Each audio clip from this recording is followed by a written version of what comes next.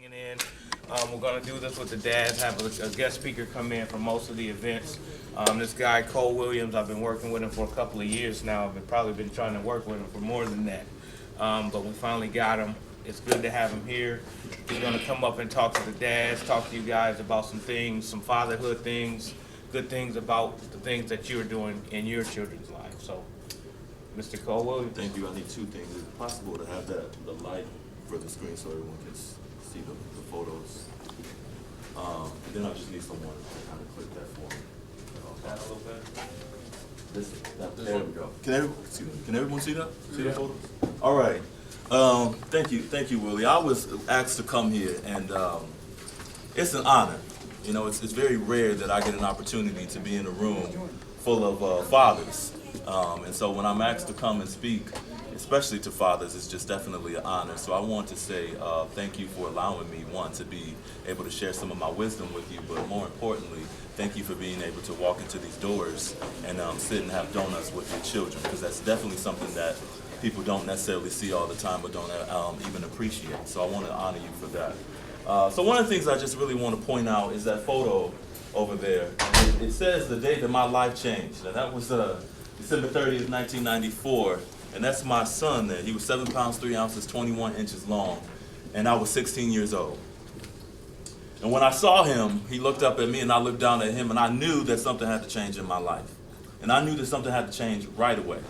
But one of the things I didn't know is that I didn't know how I was going to transform that baby into a teenage, grown-up, working class, respectable man. I didn't have a clue about that. One, I didn't have any examples of that. And many of us share the same common story of growing up without a father. And so my father figures became, anybody familiar with Bill Cosby? Yes, that was my father figure. And I think that it's interesting when you think about the media, because the media has an amazing ability for a child that's missing something, for them to be attracted to it. So I was attracted to Bill Cosby. One of the things that I really appreciated about him is that he had this natural ability to be a creative, loving, supportive, nurturing father to those kids, which was something I didn't see. So I wanted that. I obsessed about it. I even looked for him in all kinds of other people, but I didn't find him. And so when I became a father, I wasn't necessarily for sure, well, how do you do this? How do you turn this boy into this man? Or how do you turn this daughter into a woman? I didn't necessarily know how. So those were my models. I even had somebody else, and this is Michael Landon. Anybody familiar with Little House on the Prairie? Man. Yes. Yes. These men were nurturing. In my neighborhood, I didn't see necessarily those kind of men. But I knew I wanted that. Can you put that for me? Yeah, I'm doing it. Yeah, I'm on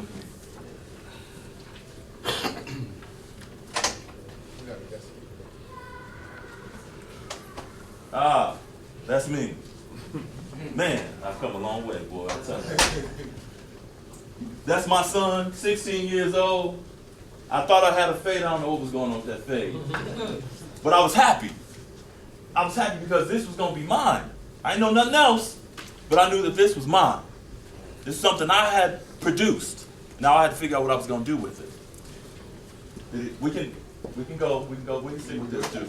So one of the things that I think that's really important, because I went from being a 16-year-old teenage father to having a son, that we moved in Grand Rapids, to becoming a foster parent, to becoming an adoptive parent.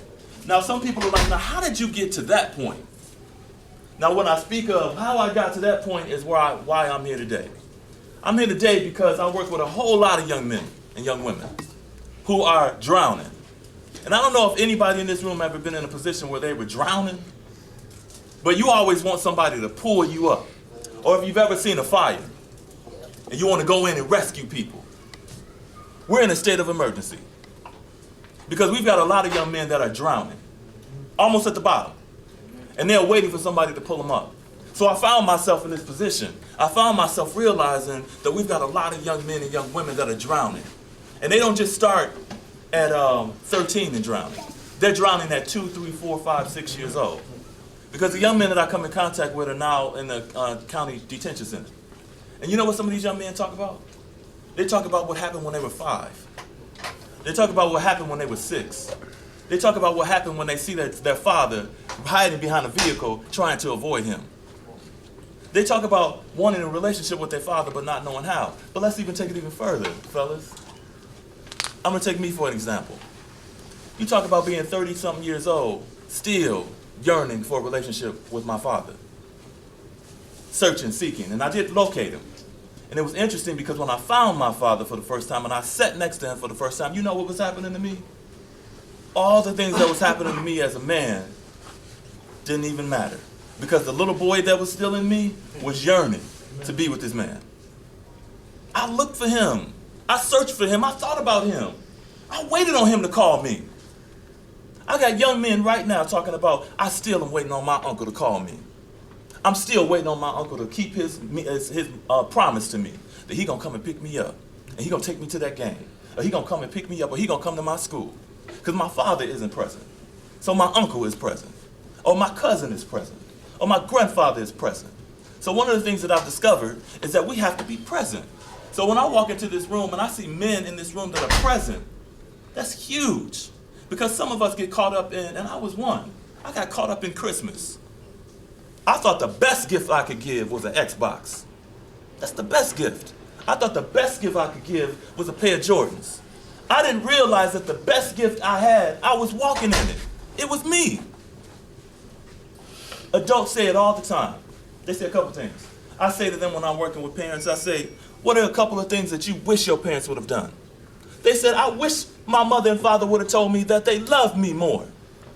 I wish my mother and father would have been present more. And I wish my mother and father would have hugged me. That's all? Those are huge. But those are the kinds of things that we have to get back to. And so here I am with these boys. I don't have a clue what I'm doing. But what I know is that I have to do something. And so today, again, when I'm standing up in front of you, all of us have to do something. And you're doing it right now. You're starting right now with having a donut with your child. Because a lot of our kids don't have an opportunity to sit and just even sit next to their father, eat with their father, talk to their father. These boys and girls, man, I am one too, still wanting to be connected. And so one of the things I brought here, it says 101, 101 things young men, every boy of color should know. And I thought it's very interesting because, some of us, we don't necessarily like to do a whole lot of reading.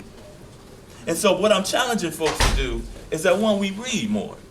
We read to our children more. Because even in reading with our children, we set that standard of importance. If I see my father pick up a book, then guess what? It must be important for me to read a book. And so if my teacher asks me to read a book, and I see my father and my mother reading a book, then maybe I should read a book. And these are some of these really these hard things, but these are easy. So one of the things I just want to point out in this book that's really important, it says, know that you are not the N-word. Right. 101, 101 things black boys should know. Know that you are important. Know how to shine your own shoes. A lot of our boys get sneakers, but they don't even get a pair of little stylish shoes that you put on with your dress pants. One of those things are so important because we want to teach our children what? The importance of how to value the things that they own. Know how to accept criticism. Man, what you mean? That's the hardest one. And who's the best teacher to teach that? I am. I'm the father. I teach you that. So what I'm discovering is that I had to be the first model. You are the first model for them. Everything that they see and do is a reflection of you. I had to learn that the apple doesn't fall far from the tree. I had to learn that. That was hard. And I was a stepfather for a minute. So we're talking about a whole lot of stuff. Now I'm a foster parent, I'm an adoptive parent, now I'm a step parent. The dynamics of a stepfather coming into the circle of a family. Those things were challenging. So you want to hit enter for me too? And those are my boys. And I say it's important. You know what? Let me hold that picture real quick. Go back just real quick. I want to keep track of time too. Actually, let me just point it out. We look good. I want to say that. We look good, boy. Sometimes I don't give us enough credit on how good we look. We was well put together.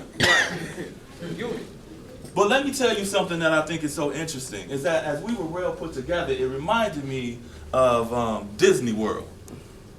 Walt Disney he was real, that Walt Disney, the concept itself is very powerful for me. And it's so powerful because they have the ability to create illusion. So when you go to Disney World, it's a whole nother world. You don't see all the stuff that's behind the scenes. And so this for me is an amazing photo because it took us so much work to get there. My boys that came into my home, they came with their own norms. They came with their own traditions. They came with their own beliefs about the world. They had already had parents before me. So here I am walking into a room and I say, I'm going to need you to allow me to father you. But first, in order for me to father them, I had to be fathered. There's a movie called Bloods and Crips. It's a documentary. Brother said in that movie, he's about 40-something years old, something so profound he said.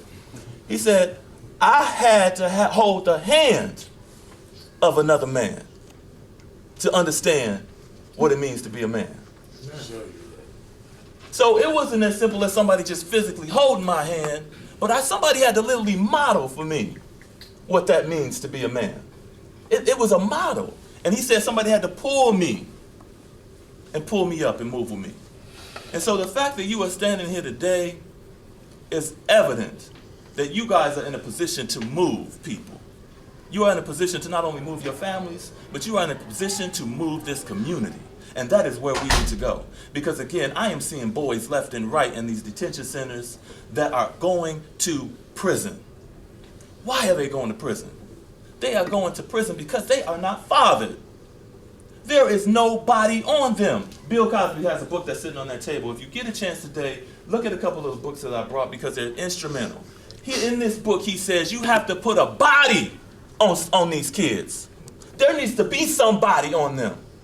You have to be here. You have to be right. I need you. I was like this. My sons knew that when that truck was coming, and it takes my sons to tell you, they present with me too. But when they knew my truck, they knew I was coming. When they were out, something was going on, Dad on his way. They counted on me to be there. Why? Because when I'm there, you know what that creates? Safety. Our children thrive in these residential programs. They thrive in detention. Do you know why they thrive? Because there's a level of consistency and there's a level of safety. They feel safe when they've got a whole lot of people. They feel safe when they know at 6 o'clock dinner's gonna be made. They feel safe when they know Dad is gonna be home at this time. There's a routine created and they do well. And so they find themselves back into these places. Why? Because in the community, there's not enough routine going on. There's not enough safety. There's not enough of us present. So they go to places where there's black men at. You want to go to where black men are? You go to some of these places where they're locked down. And you know where we go? The best, where we all are. We go to the barbershop. You know what these boys tell me when they go to the barbershop? They are surrounded by men all the time. But the language that we speak of has nothing to do with how they become men. So when we are in that barbershop, I'm going to challenge everybody. When you're sitting at that barbershop waiting to get your hair cut, man, spit some knowledge. All of us are walking around with a whole lot of wisdom. All of us are walking around with a story to tell. We've got young people watching us all the time, just like I do. I watch people all the time. You watch them. You watch the men in your community. How else do you model how to be a man if you don't watch the people that you're surrounded by? So we've got to think about the role that we play in our community. Go ahead, real quick. Play it for me. Look at that face. My face is an example of the kind of work that I'm doing. The kind of work that it requires to be a man in a family. Because that face is what I'm saying is, woo, this stuff ain't easy. This stuff ain't easy. And I realize some of the hardest things I've ever been through have been some of the most rewarding things I've ever been through. And so I had to thank God for allowing me and bestowing upon me the responsibility of being a father. Because that's a powerful role. We have the ability to actually change the life of another human being. We're not talking about choices. I tell these boys all the time, do you realize that your power, you create the ability. Now, let me start that over. Our children don't know that their choices is a creation. That's powerful. So we've got to teach our children to make good choices. Because if they learn that their choice has power in it and they have the ability to create life in their choice, then they will do positive things. So the choice has that much power. And a lot of our boys are making some poor choices, and it does have power. And they're running from it, and they're scared of it, and they're waiting for people to come aboard like you men that are in this room and say, you know what, I'm going to walk this thing out with you. I don't care who you are. I stop young men all the time, don't use that language around me. Son, do you understand what you're saying? And some of us are like, oh, I ain't saying none of these crazy jokers. No. They want that. They want you to hold them accountable. They've never heard that. There's a brother down the street that's going to actually tell me to stop cursing. Are you serious? They're shocked. A young man I'm sitting on the bench cursing at a football game. I said, brother, I need you to chill with that. He looked at me like I was crazy, but you know what he stopped doing? He stopped cursing. And if he had cursed again, I would have turned around and said, let's talk about that. So we've got to take back what is naturally ours. Our role as men in our community. Go ahead. Whew. I'm going to end with this. Because this, to me, is why you're so important. What you see up at the top here, it says, Mom sleeping because she's working all day. Now, I want you to pay attention to who he has identified as father.